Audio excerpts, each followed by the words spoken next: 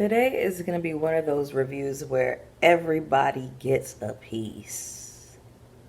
Everybody.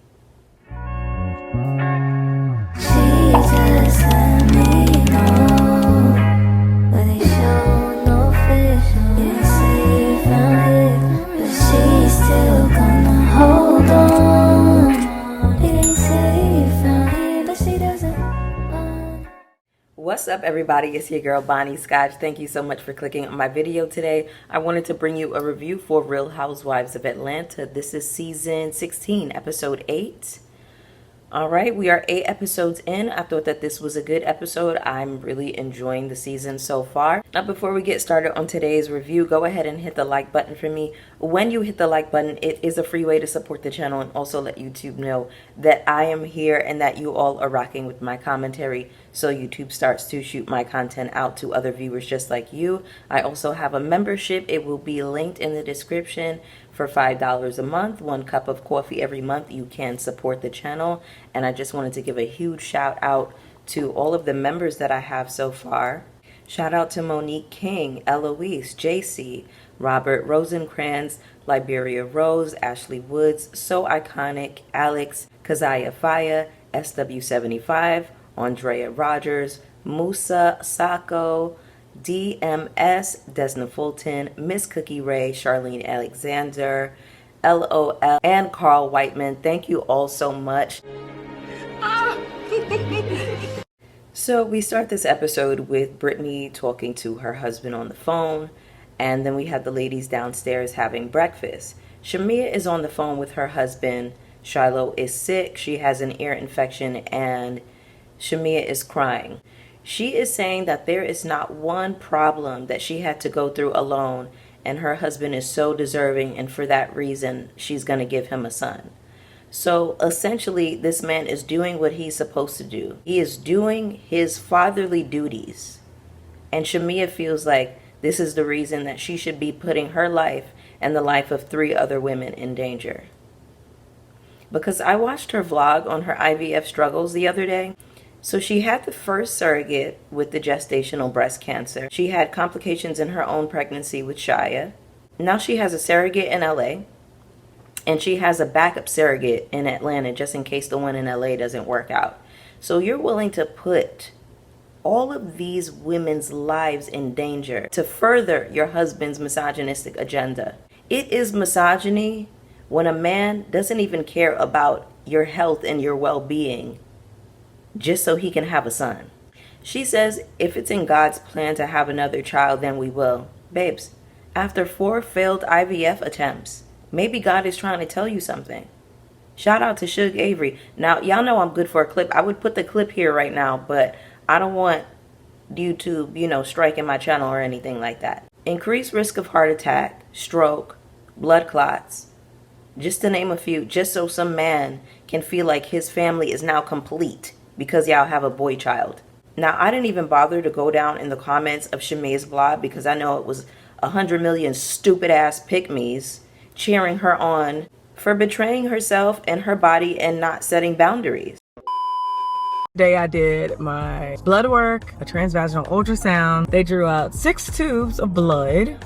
My estrogen levels will be off the charts, which will put me at increased risk for strokes, heart attack. I'm telling you, I love my husband and I really love my family. When I tell you I was so annoyed that she said this, baby, may this type of love never find me.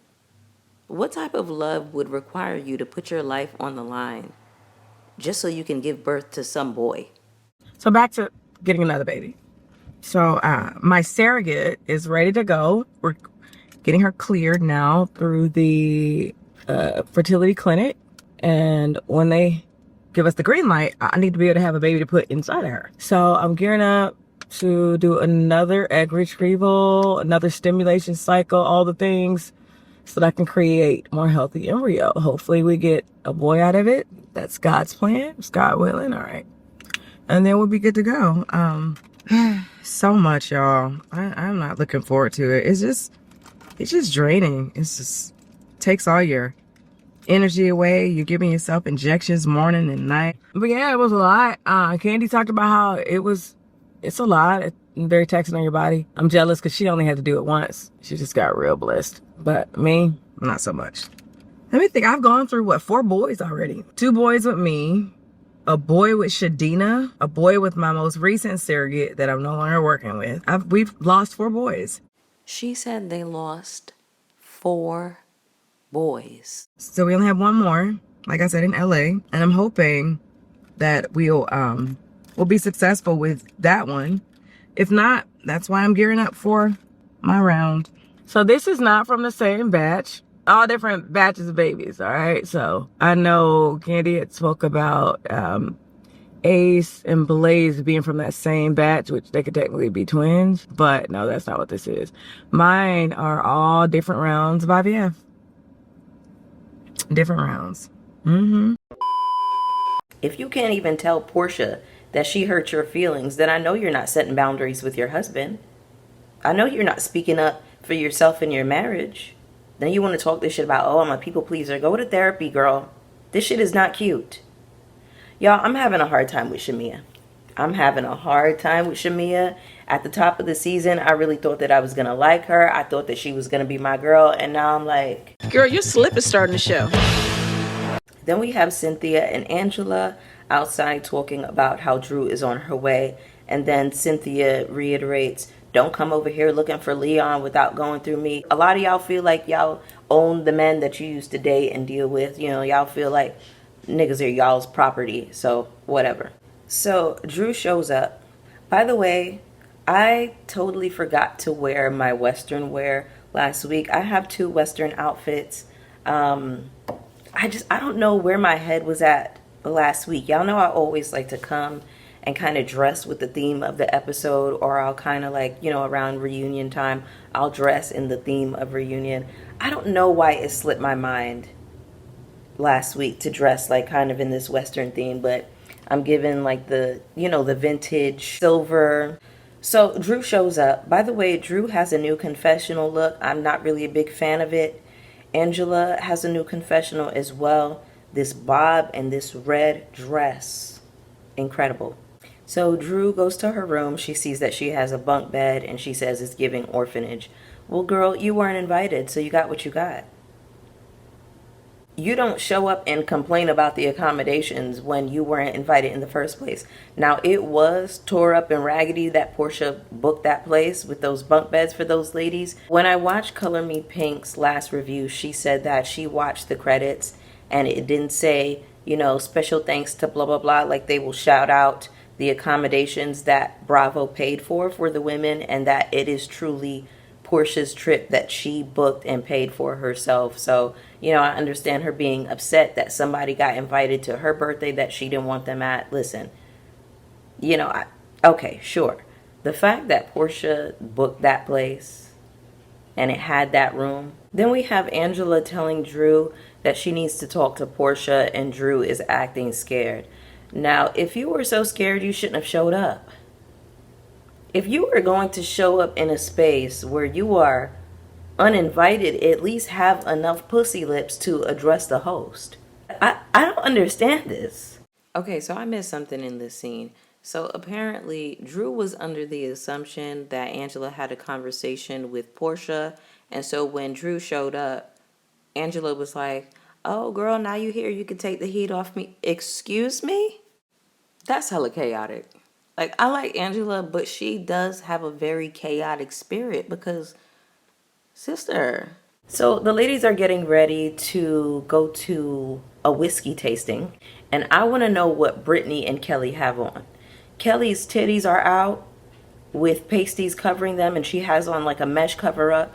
And Brittany's whole ass is out. Why are y'all wearing beach outfits to the bar without the appropriate cover-ups underneath? Like, I'm here for like a mesh, like dress or whatever, but you put on like a short. You put on like a booty short, like a spandex short, a bandeau top. Like there's a way, whatever. Anyway, Cynthia has a new confessional look.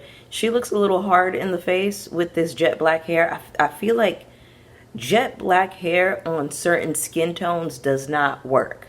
Like it hardens your face. Like sometimes the girls just need like a soft black, like a 1B, a 1, a 2. It doesn't have to be jet black. I feel like jet black is it can be a really, really harsh color on certain skin tones. But anyway, Cynthia needs to cut back on the alcohol because it's really showing up in her neck and in her face. Cynthia has been looking a little haggard to me for a little while, and I haven't said anything about it because I just feel like I'm not trying to be harsh on anybody, and I understand that that is a part of the aging process. Like, people, they get older, their faces change, but now I'm seeing actually what it is. Like, she was drinking like a fish in this episode. I didn't know Cynthia drank like that. That alcohol is showing up on her. So then we have the ladies at their respective liquor tastings. We have Porsha, Shamia, and Kelly at one bar. Then we have Angela, Brittany, Drew, and Cynthia at the whiskey bar. And so then we have Shamia telling Porsha, me and Angela rode together to the peace brunch, and Angela said, I feel some kind of way about Drew. I feel like Drew was talking about me to Kelly. What Angela actually said was that she felt like Kelly was talking about her with Drew, and she wanted to know how Drew responded to what Kelly said. So now we see, not only is Shamia running behind Porsha, she is randomly spreading misinformation. Because how did you filter that into your mind is the exact opposite as what was actually said. Then we have Angela saying, I know I messed up inviting you here, Drew, because I feel like I set you up to be in a bad position. And then Britt jumps in talking about, I feel like you're playing victim. How did Angela get to play victim when she asked you a simple question? Then Cynthia jumps up to say, you can't tell her how to feel until the same thing happens to you. And then she started rolling her neck and doing all. I'm like, Cynthia, shut your ass up, girl. Brittany starts crying again. Once again, she doesn't realize that her going after Kenya and threatening her with pistols and whips started this whole shit. Do me a little favor. Stop forgetting the part of the story where you did some snake shit, bitch. Word. Stop forgetting that part of the story. Because I'm really getting mad now. Y'all stay leaving that shit out. You're the villain. You're the villain. You're the villain. You're the suspect. You're the loser. You're a dweeb. You're the snake. Snake asshole. Run and tell that. But run and tell that though. Oh. Also, I want to know how you go from a gat-toting, pistol-holding nigga on your damn street to a damsel in distress. I hate that Angela apologized. I hate when the girls just throw out apologies to smooth things over when it's unwarranted. Do not apologize in situations where you did not do anything wrong. Stop doing this. Angela ain't do nothing to that lady but ask her how she lost her license. Then you got Cynthia defending Brittany once again. Meanwhile, this girl threatened your best friend with pistols and whips. Now I can see why she's not talking to your ass. You wasn't even there when the shit went down, but you're sitting up here defending her? So the ladies all get back on the Sprinter van. Brittany is drunk. She's sitting there and she looks visibly sloshed. Cynthia said, well, we knew you wouldn't be a good representative. And then we see Cynthia throwing back like, y'all, legit, it was about 10 shots. Cynthia is an aggressive drinker. 10 shots? Then everybody's getting ready for dinner. Cynthia comes downstairs. One of the men serves her a drink. She's sitting up in the confessional acting like a horny auntie again. I am tired of the horny auntie antics. Stop this. It's making you look desperate.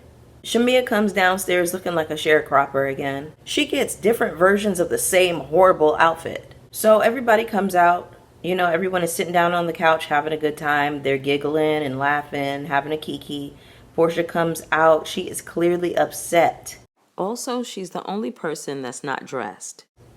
Changes the whole energy in the room, in the space. Now, previously, she was on the phone with Pilar and Dennis. Everybody's asking her if she's okay. She's like, yeah. Everybody can sense that something is wrong. So Porsha said that she got another call after she got off the phone with Dennis and Pilar. She said that she learned that Dennis had been filming on the show with Drew, and that it sent her over the edge because in her conversation with him, She said specifically she didn't want him filming with her. We are 8 episodes in, and I'm so tired of talking about this shit. I understand her being upset because she is clearly still messing around with Dennis. She doesn't want him and Drew talking about her in the studio, and I get that, but girl, I am so over this. Then we have one of the staff members come out and teach them a little line dance. Then the ladies all go to dinner, and Porsha is sitting there with her face twisted up. Her energy is completely off. The ladies keep asking her what's wrong, and she says, I'm just tired. If you're so tired and exhausted, there's a bed upstairs. But you're going to come down here with this stank, nasty ass energy, funking up the room with this shit and making the room and the space uncomfortable. Can I just tell y'all something about myself on a side note really quick? If my energy is off and fucked up, I don't even answer text messages, let alone go in a space where it's a bunch of people. And listen, we know how energy works. Instead of them talking and having fun and enjoying dinner, they all sitting up worried about Porsha, who won't even voice how the fuck she feels. Do you know you're on TV? Do you know you're in a scene that we're all watching? This is supposed to be the anchor of the show. If you can't even have enough pussy lips to say that you're upset because Drew was filming with Dennis, and she's sitting here right in your face, why are you okay with making people uncomfortable to this extent? When my energy is off, I completely quarantine myself. You won't hear from me until my mood is back right. I don't even text people back if my energy is off because I don't want my energy rubbing off on them. That energy is picked up and they feel like it's them. Like, no, I will get back to that person however many hours later. It might be a day. It might be whatever amount of time that I need to get myself correct is what I will do. You should have stayed your ass upstairs, took your dinner, took your plate to your room, and watched TV. Then we get into this conversation about whether or not Drew was invited once again. Shamia is piping up again, licking up behind Porsha's ass. Angela says, now why am I the only one being held accountable here? One thing I hate is when you telling somebody about themselves and then they start talking about some shit you did. Oh, well, what about when you... But we not talking about me right now. We're talking about you. Then she says to Kelly, you asked her a question initially. Did you ever get the answer to that question? Kelly says, yes, I did. Kelly, you got your answer? Really? When? No, Kelly is starting to work my nerves too, and I was really, really liking Kelly, but I'm seeing that you like to lick behind Porsha's ass too. So you got Shamia, Kelly, and Brittany all licking up behind Porsha's ass. Oh, and Cynthia too. When I tell y'all I am so disgusted with these women, the fact that y'all come back this season and y'all let Porsha be in charge of the girls is really sad. I miss Kenya. And then Drew is asking, are you okay with me being here? And I got you a bottle of whiskey. And Porsha, kind of with a straight face, she's like, you straight. Drew, you weren't invited, so you sitting here asking her if she's okay with you being there is ridiculous. You should have never showed up. You're 39. You shouldn't have to tell a 39-year-old woman, don't show up to places that you're not invited. So you came here to Nashville for less than a day. For what? Packed your bags, got on a flight, stayed for a few hours to have to turn around. Then Drew is upstairs crying and saying that she won't subject herself to insults and attacks. She's in the room with Cynthia and Shamia. Shamia, why are you in the room with Drew, comforting her like you wasn't just talking shit about her? Every time I turn around, Shamia is talking shit about Drew. Do Drew and Shamia have a problem? Did they get into it? What happened between Shamia and Drew that I missed? You won't even windmill on your own fucking behalf. You won't even speak up for yourself. And you're defending Porsha against Drew. Cynthia and Porsha go upstairs to Porsha's room. Porsha opens up to Cynthia and tells her about the phone call that she got that made her upset. So all of this couldn't be said at the table? Even with Porsha dealing with the shit with Simon, with whatever drama that she has going on, you know, with the house and the cease and desist, she's not interesting. She doesn't carry a scene, but somehow all of the women follow behind her. All she did was stink up the scene with her nasty ass attitude and energy, and then go in the room and talk shit with Cynthia. Porsha, the way she is giving nothing. Yes, mama, give us more nothing. Cynthia is sitting up in the bed with yet another drink in her hand that she doesn't need. And all of the alcohol is sitting in her neck. So anyway, they're sitting up in bed holding hands and, having their kiki. And I said, my, how far Cynthia and Porsha have come. Then the ladies all get ready to go outside to the pool. This is the first time that I'm noticing Brittany's BBL doesn't match with her legs. Her ass looks like 2 watermelons sitting up on top of baseball bats. Then we get Angela's confessional saying that she was laying up in bed at 2:30 in the morning talking to her husband, and she looked out the window because she heard her name. She said, I heard them talking about my dress and they spoke about my husband. Porsha said, I should fuck Charles. So Angela decided, okay, let me get up and record them. I'm sure she did this because she knew that Porsha would more than likely lie about it. Angela goes outside and confronts the women. Porsha says, I didn't say anything about your man, and she got up and walked away. If you was bold and brazen enough to say it at the pool, stand in it now. Don't run away. Producers asked her, did you talk about Charles? And she said, I didn't say anything. Then we get a confessional from Brittany saying, well, I heard that Charles had a baby, and Shamia said that he's always out with all these different women. Shamia, really? You better hope don't nothing come out about your husband. Then Kelly says she heard Porsha say that she better stop before I fuck her husband. Now, see, Miss Angela, Porsha clocked your tea. Because you let it be known that Charles is a sore spot for you. You wouldn't talk about Sheree when it was mentioned. So it gives that you are pressed about your man. And if you're going to walk around like your pussy weighs a ton, you really got to be big and bad. You got to act unfazed when these girls bring anything up. Rule number 1 on reality TV is never let them see you sweat. So you can't go around starting all these fires, instigating all these problems with these girls, flip-flopping, jumping back and forth from side to side, stirring the pot, and then you want to pack your bag and run away at the end of the episode. No, baby, I need you to stick around because you are a fire starter, Angela. I like you, but you be playing. Porsha really just is a scumbag to me. The behavior that you exhibited was whore-like. The whore jumped out, and then it jumped back in. Then Kelly comes out of her room the next morning dressed up. She sees Angela sitting there. Angela, baby, when I tell you Angela got her luggage, she got everything packed up. And Kelly comes out of her room. She's all dressed up. And she says, good morning. She's super bubbly. And Angela is like, good morning. I don't want to be fake. And Kelly's like, what? Like, I just said good morning. Kelly, you were just sitting up at the pool keying with Porsha while she talked about fucking this lady's husband. Kelly, you fake as fuck. But I'm looking forward to next week's episode because Angela tells Charles, Porsha was talking about you. And she thinks like she can just, jump up on your dick. We'll see what Charles has to say. Now, Charles got a smart mouth, so I'm very excited. I am excited to hear what Charles has to say. We see in the preview also that Angela says to Brittany, your mouth got some mouths on it. I said, ooh.